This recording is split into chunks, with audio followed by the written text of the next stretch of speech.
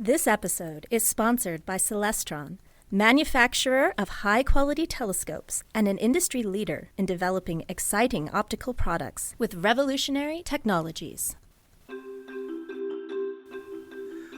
I'm Kelly Beatty of Sky and Telescope magazine, and tonight we're going on a tour of the stars and planets that you'll see overhead during February. First, we'll keep tabs on the moon, say goodbye to Saturn, trace out the Winter Milky Way, and explore some lesser-known constellations near Orion. So grab your curiosity, put on a warm coat, and come along on this month's Sky Tour.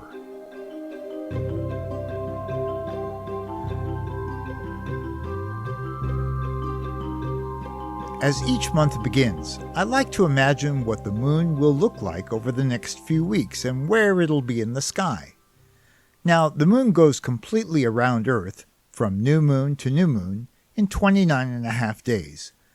So each day, orbital motion moves it about 12 degrees eastward with respect to the stars. That's a bit more than the size of your clenched fist held at arm's length. And since the moon appears about 1/2 degree across, it moves eastward among the stars by its own diameter every hour. Literally, you can watch the moon orbiting Earth during the course of an evening.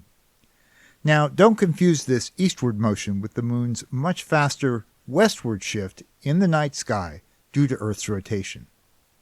Usually, I make a mental note of the month's first major lunar phase, and this month it's easy because full moon is on February 1st. It's called the snow moon in Native American lore for obvious reasons. Last quarter follows on February 9th.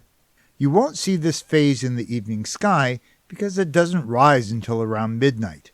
Instead, whenever I hear last quarter, I think to myself, better get up before dawn to see it or wait to watch it high overhead in the morning daytime sky. New moon follows on the 17th. And in the days thereafter, you can look for a thin crescent in evening's twilight. Right now, the moon's orbit hits the western horizon at a steep angle, so you'll be surprised how quickly that waxing crescent climbs upward and becomes apparent. More on that in a moment. First quarter follows on the 24th, and a couple of days after that, on the 26th, its plump gibbous disk will be to the upper right of Jupiter. Of course, you really don't need the moon to help find Jupiter. The king of planets is dazzlingly bright and high in the south at nightfall. Another big planet, Saturn, is also in view, but it's on the far side of the sun from us right now and much less dramatic. Early in February, look for Saturn low in the southwest as twilight deepens, on its own and therefore pretty easy to spot. But as the weeks go by, Saturn sinks lower and lower, and becomes more challenging to see. Fortunately, in that same part of the sky, you'll have a chance to spot both Venus and Mercury. In fact, this month, Mercury makes its best evening showing for the whole year. If I had to pick, I'd say go out soon after sunset on either February 18th or 19th. Find a spot with a completely clear view toward west. Venus is very close to the horizon, and Mercury is above it by a few degrees. Saturn is higher up and slightly to their left. But what makes these two nights special is the arrival of the moon. On the 18th, it'll show up as an extremely thin crescent very close to Mercury. How thin is thin? This crescent will be about 1.5 days past noon. That means you'll see just 2% of its disk lit by the sun. And how close is close? The moon actually occults or covers Mercury from very southern places in North America, like Miami, the Caribbean, and Mexico City. The next night, on the 19th, the lunar crescent will be a bit fatter and easier to spot to Saturn's upper right. It's quite the celestial traffic jam. Let's pause for a moment for a brief mention of Sky and Telescope, the essential guide to astronomy. Each monthly issue is filled with observing tips, deep sky insights, and the latest discoveries. As a subscriber, you'll get unlimited access to thousands of entries on Sky and Tel's full website, including decades of archives and observer resources. And you'll get a full year of trusted astronomy content created by knowledgeable editors, astronomers, and passionate skywatchers. Getting all this is easy. Just go to skyandtelescope.org/subscribe. February is often the coldest month of the year for northerners, but the sun is telling a different story. The December solstice came and went several weeks ago, and you can already notice that the days are getting longer, with earlier sunrises and later sunsets. The celestial geometry is changing too, as the sun is starting to slide farther north in the sky. In fact, during February, the sun races northward among the stars by about 1 degree every 3 days. Heck, in no time at all, we'll be on the threshold of spring. But the stars of winter are still firmly in control of the nighttime firmament. Let's track a few of them down. Note where the sun sets, and once twilight starts to envelop you, wheel around to the left until you're looking in nearly the opposite direction.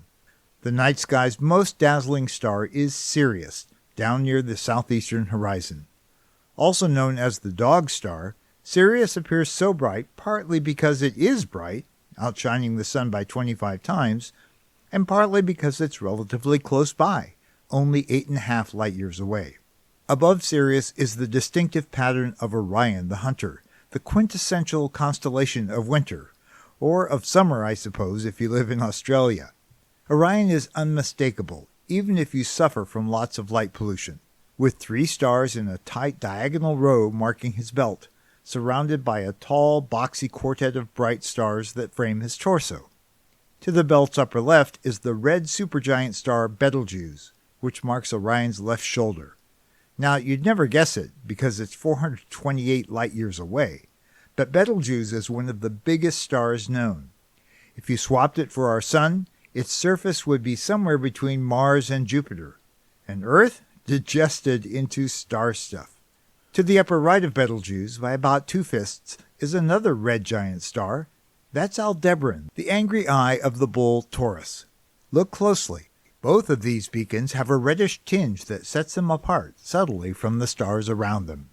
As you look around this part of the sky, you'll notice a bunch of bright stars. Skygazers often trace out an enormous 6-sided pattern called the winter hexagon that connects them. To find it, imagine that Betelgeuse is in the hexagon's middle. To its lower right, on the other side of Orion's belt, is the blue supergiant star Rigel, marking the hunter's leg. The long-ago Iranian astronomer Al-Sufi called this star Rai al-Jawza, the herdsman of Jawza. And what was he herding? Camels, it seems, represented by 2 stars in the belt, Betelgeuse and Bellatrix, which marks Orion's other shoulder. Today we know that Rigel is actually a system of at least 4 stars, 860 light-years away, that appear as a single blue-white point of light to the eye. From Rigel, slide your gaze to the lower left by 3 fists until you reach Sirius. Continue clockwise around the hexagon, heading upper left by 3 fists to reach the star Procyon. Now glide to the upper left until you reach Pollux, and above it, somewhat dimmer Castor, both of which are to Jupiter's left. These are the twins of Gemini. Continue to the upper right of the twins, almost overhead, to find Capella. From there it's a 3-fist hop down to Aldebaran, and another 3-fist hop brings you back to Rigel. There you have it, the winter hexagon. Rigel, Sirius, Procyon, Pollux, Capella, and Aldebaran, with Betelgeuse anchoring its middle. Even if you suffer from awful light pollution, these stellar sparklers will be hard to miss. All these bright winter stars are no accident. They're located near the central plane of our Milky Way galaxy. Now, maybe you think of the Milky Way as that subtle, gauzy band that arcs across the sky in July or August, and you'd be right. At that time of year, we're looking toward the center of our galaxy, which is in the constellation Sagittarius. However, our little solar system is located about halfway from the galaxy's center to its outer edge, and at this time of year, we're looking outward along the plane. The region of our spiral galaxy closest to us in that direction is called the local or Orion arm, and it's chock full of bright nearby stars. For most of us, this Winter Milky Way isn't all that obvious, but if you traveled south of the equator, say to Australia or South America, at this time of year you'd see Orion riding high in the sky, leading a parade of bright stars down a softly glowing stellar river that starts with Capella in the north, then extends past Orion and Sirius southward all the way to Crux, the Southern Cross, and to Alpha and Beta Centauri. I've seen all this firsthand, and I've got to say, it easily rivals summertime's Milky Way just because there are so many bright stars adorning the galactic plane. And I hope you get to have that chance someday. In mythology, Orion is a famous hunter, and maybe for that reason the ancients surrounded him with several types of prey.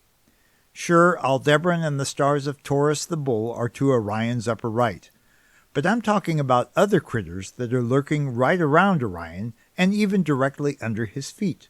For example, shift your gaze to the right of Orion, the region of sky just below Taurus.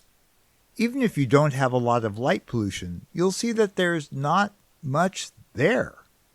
But every bit of the entire sky belongs to one constellation or another, and the wide expanse just to Orion's west is a huge but very dim constellation named Eridanus, representing an ancient mythical river. It begins at the foot of Orion, near Rigel, and meanders sideways and downward for quite a distance. Its brightest star, Achernar, is well below the horizon for us northerners, but Achernar is a prominent nighttime beacon for those in the southern hemisphere.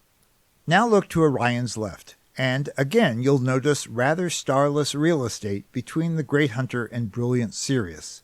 But there are plenty of stars here, even though they're faint, and they form a sizable constellation named Monoceros, the unicorn. Its head and horn are just to the left of Betelgeuse, and the body stretches eastward between the bright stars Procyon and Sirius, with a hind end that's about the width of two clenched fists to the upper left of Sirius. And if Orion is such a great hunter, how can he miss a celestial hare, the constellation Lepus, right under his feet?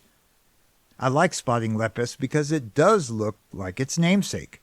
Its head is on the right, marked by a small trapezoid of 4 stars, with pointy ears extending upward to just beneath Rigel, and to their left is an arc of stars along its back and hindquarters. Now, for extra credit, and I'm especially talking to those of you who live farther south, there's yet one more bit of hidden prey beneath Lepus, about 2 fists lower down. That would be Columba, the dove. It made its first appearance on star maps in the late 16th century as Columba Noachi, Noah's dove, which the biblical boat builder released after the Great Flood. It later returned with an olive branch in its beak, signifying that dry land was nearby. That's about it for this month. If you want more tips for viewing the night sky, including a free interactive star chart for any time or date, check out our website, skyandtelescope.org. If you haven't already subscribed, you can find Sky Tour on Apple Podcasts, Spotify, Stitcher, or wherever you listen. And please, leave me a rating or a review. It'll help others to find the show. And if you want to explore the solar system and universe more deeply, please do check out the full line of binoculars and telescopes available at Celestron.com. Sky Tour is a production of Sky and Telescope, a division of the American Astronomical Society, and it's produced by me, Kelly Beatty. Next month, I'll introduce you to twin brothers who really made a name for themselves in the sky. Until then, I wish you clear skies.